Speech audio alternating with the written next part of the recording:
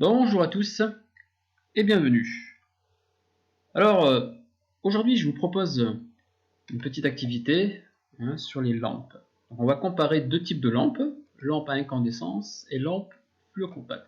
On avait déjà fait un TP similaire, on avait comparé plusieurs types de lampes, et puis à la fin, il fallait tracer une caractéristique qui permettait de montrer la consommation de toutes ces lampes et d'en déduire celle qui était la plus avantageuse d'un point de vue économique, et puis celle qui respectait le mieux l'environnement.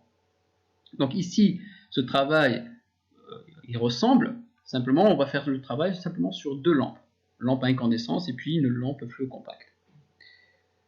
Il va falloir consolider les compétences concernant l'utilisation des tableurs sur Excel, et puis maîtriser aussi les grandeurs physiques qui sont liées aux lampes. Donc la vidéo va être composée de deux parties. La première partie, on va balayer toutes les questions ici pour planter le décor, et puis vous aurez une deuxième vidéo qui vous aidera à compléter le fichier Excel.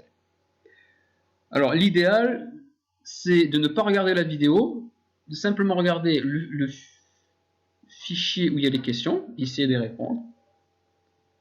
Pareil pour le fichier Excel, essayer de le remplir soi-même.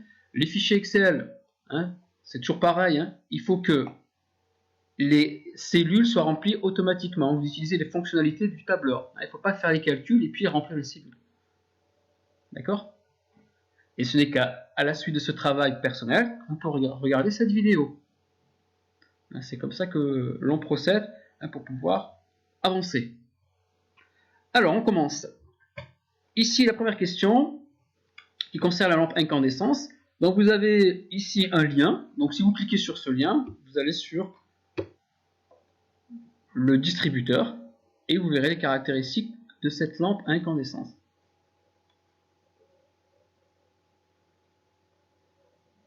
Donc, c'est prosic.com. Donc, voici votre ampoule. Voici le type de branchement, E27, c'est pour le goulot, la tension d'alimentation et puis la puissance. Et puis les autres caractéristiques se trouvent un peu plus bas. Voilà. Donc une fois que vous avez regardé les caractéristiques, vous pouvez attaquer le TP. Donc quelle est l'énergie dont on a besoin pour que la lampe fonctionne? Donc, vous mettez le type d'énergie ici. L'actigramme, vous mettrez les trois formes d'énergie qui interviennent pour l'énergie absorbée, ici, l'énergie utile, sous forme lumineuse, et puis l'énergie perdue. La représentation de la lampe, vous montrerez, vous identifierez les trois parties et les nommerez. Vous avez cette partie qui permet de brancher la lampe, vous avez cette partie qui permet de protéger la partie intérieure, et puis cette partie intérieure qui émet la lumière, il faut la nommer. Une petite recherche concernant les matériaux qui sont utilisés pour cette lampe. Un petit mot concernant les risques liés à l'utilisation de cette lampe. Vous donnerez ensuite les caractéristiques que vous trouverez sur le site prosic.com, et puis vous remplirez l'étiquette énergétique. Donc, est-ce qu'il s'agit d'une lampe de type A, B, C? Et vous compléterez ici les grandeurs physiques, combien de lumens, de watts, et puis heures, la durée de vie. Pour la lampe à incandescence, on prendra 1000 heures, parce que le distributeur ne donne pas cette information. Question 7, la carte mentale, ici, vous donnerez les caractéristiques électriques qui interviennent, les caractéristiques lumineuses, structurelles et économiques. Bon, électrique, par exemple, ce serait la tension. Puis il va falloir citer les autres. La partie aussi luminosité. Quelle est la grandeur physique et son unité. La partie structurelle, ici, c'est surtout comment est branchée cette lampe, quel est le type de connexion par rapport au goulot. Et puis l'économique, c'est quelle est la grandeur qui nous intéresse pour savoir si cette lampe est économique ou pas. Vous listerez ensuite les avantages de cette ampoule, les inconvénients, partie 9.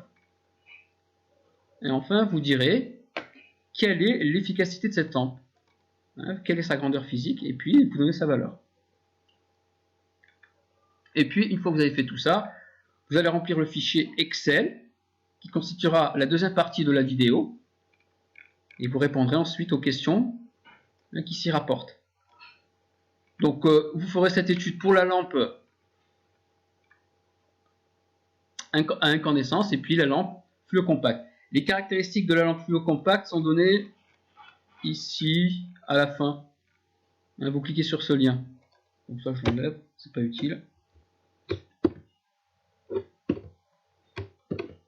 Voilà. Vous cliquerez ici pour avoir les caractéristiques de la lampe fluocompacte. Donc là, il faut passer normalement à la vidéo numéro 2 si vous avez des difficultés à remplir le fichier Excel.